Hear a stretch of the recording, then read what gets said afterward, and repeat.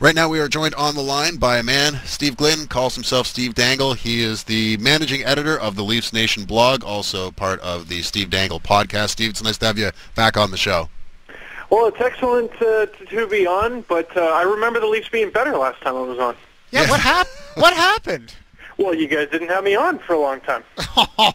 Yeah, you were the reason for this. Well, I think you and all of us owe an apology to Leafs Nation for this. So, Steve, as you of course are the most important key to the Toronto Maple Leafs success Absolutely. or failure, Yes. let's go to the core. When you look at it, the Phaneuf, Kessel, Lupul, JVR, Bernier. I think we could say you could also throw in obviously with that Morgan Riley, maybe Jake Gardiner. That's sort of the core of this team. Is that core good enough going forward to be a legitimate playoff contender? Yes, and you know what's great about what you just said? Much of it, most of it, I would imagine. Most of it and all of it every day. But you just named how many players? 6, 7, 8? Yes. You didn't name Dave Bolland. Yeah. So I don't buy this crap that, if he wasn't injured all year, they would be fine. And, if David Clarkson didn't have such an off season, they would be fine. They have a pretty good core. Most of it, by the way, was put there by Brian Burke. They have not built around it. That, to me, is the problem. The first line's good, but when it's not scoring, they're screwed. Is that the first line's fault or the rest of the team's? I think Dion Phaneuf has been pretty bad recently, but he's good usually. The defense around him stinks. Is that his fault? I don't think so. Now, let me throw this out to you, because the big question is, it's always, how do you fix situations? The Leafs, they're likely done. Even though mathematically they're not out, they are likely done for the year. How much confidence do you have that the management group in Toronto take a look at this year's problems, decide they're going to fix them and are looking for better solutions, or are they simply going to continue down the same path and try to get more dump and chase, more chip and chase, more Randy Carlyle-style hockey? Well, I've been listening to your radio station for the last couple of days, and as a result, I have no confidence in that because I've heard what management has to say. It's a whole lot of spin, and it's a whole lot of just what we've been fed forever. Like, the Leafs didn't expect to do that well this year. Really? That's your answer? You're fired. That's what it should be with Tim Lewicki. I'm going to judge Tim Lewicki a lot more this summer that I'm going to judge the Leafs management. The Leafs management has been around for a while. I know what to expect. They want big, tough meanies who will punch you in the face. This guy is about winning. And if he's really about winning, that is a horrible excuse. And he will deal with it with coaching, with management, et cetera, et cetera, et cetera. It's a really good point. Steve Dangle from the Leafs Nation joins us right now.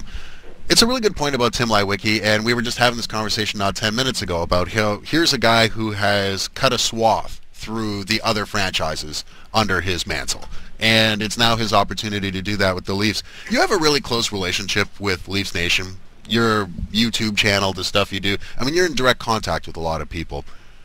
We're finding that people aren't angry. People are almost numb this time around. That, under Brian Burke there was anger, and under the collapse in Game 7 there was disappointment and shock. But this time there's almost a sense of numbness that is set in. Have you found that? Yes, and that bothers me because numbness means complacency, right? Look around Canada. Okay, Montreal's good, but Toronto stinks, Ottawa stinks, Winnipeg stinks, Calgary stinks, Edmonton stinks, and Vancouver newly stinks. It's a really good thing that Canada has good beer, because otherwise we wouldn't make it through the winter. We seriously wouldn't. But honestly, it is so unacceptable. It's so unacceptable that the Leafs won't make the playoff. I mean, they're not out of it yet, but if they don't, it's unacceptable. And people go, like I heard Dreger say, this group is roughly, where management expected them to be. They lost 8 straight in March. Are you joking me? They were up 4-1 in Game 7. They lost 5-4. Okay, 3 years ago, they were in 6th place at Valentine's Day. What happened? They picked 5th overall. Steve Dangle. It stinks historically. Fix it. Angry drunk Steve Dangle is on the line here on Macko and Cauz. And don't forget, we also make some good wine. Prince Edward County does a pretty absolutely. does a pretty good Chardonnay. We talked about this yesterday on the show.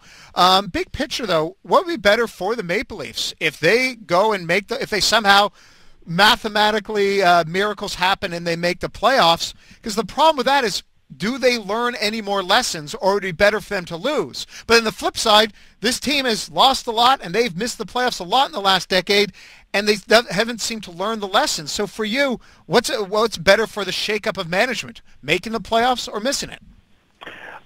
Definitely missing, because if they and look, I want them to win. I want them to win. There's this big thing about the analytics crowd and people going, "Oh, well, you shouldn't brag that you were right." Why not? That's what we do all the time. And we take no pride in being right because, I mean, the Leafs fans that tally these numbers, they want them to win, and they would love to look at the numbers and be like, "Hey, this says the Leafs will be pretty good." No. And if they make the playoffs and then, of course, get completely curb stomped by whoever they play in the first round, it'll just be like, well, they made it. Hey, 2 straight years. 2 straight years of making the play. Hey, remember when they finished second last? It's a whole heap better than that, isn't it, huh? And we'll get more of that. No, I want... Okay, forget playoffs. Let's get that's a bad word. Let's get the P word out of our heads. S word. Stanley Cup. That is your goal every single season. And if you fail to meet that goal, as 29 teams fail every year, you lost. The Leafs' goal every year should be to win the Stanley Cup, and it's laughable to associate them with that. Steve Dangle is the managing editor of the Leafs Nation. He joins Maddie and I now as we look ahead to the Leafs and the Flames, who go tonight, and you can catch the game on TSN 1050. You know, the things that you're saying, this is what really, I believe, has almost taken roots within the Toronto psyche. You look at the Leafs, and they're not the Oilers. They're a better roster than that. They're not the Sabres, and they're not the Panthers. They're a better roster than all of these teams. And yet, when you get past that really dynamic 10-4 start, that's the company they've been keeping in the NHL. They actually have the 6th worst record since that 10-4 start in the NHL. You're the Islanders. You're teams that are bottom feeders. This leads me to believe that the Leafs are not a bad team. They are a messed up team. And messed up is way harder to fix than bad. Bad can be fixed with a couple good moves. Messed up tells you you don't have solutions. That's where people get nervous. I think... Okay, let's go through a scenario here. Brian Burke makes the James Van Riemsdyk for Luke Shem trade. Yep. Arguably the best trade the Leafs have made in my lifetime, save Doug Gilmour. If the Leafs play 1 month of the lockout-shortened season before firing Brian Burke, do they reconsider it? Yes. Do they reconsider it? I think what they did was they gave a man the keys. They said, you burn this team to ash and rebuild it. And they took the keys away partway through. So if the team seems messed up, it's because they don't know what they are. And I know a lot of the management group has been here for a few years, but they're different from what they were. They're different. And, I mean, Brian Burke is kind of given a lot of credit for the structure of this team, and he should be. One of the worst moves he made was getting Randy Carlyle, I think. He's got to go. I'm not digging it. Not digging the strategy. The Leafs are on pace to get outshot worse than any team since the NHL switched to 82 games. That, I think, first needs to change. Steve, thanks very much for joining us today, and it's good to hear that you're taking this with a grain of salt. And where can people find you on Twitter? The LCBO. Steve Glynn goes by the name Dangle. Steve_Dangle. And check out the Leafs Nation blog if you haven't done so yet, and Steve's podcast as well, which you can find links to there. Great job, buddy. It's great to catch up with you again.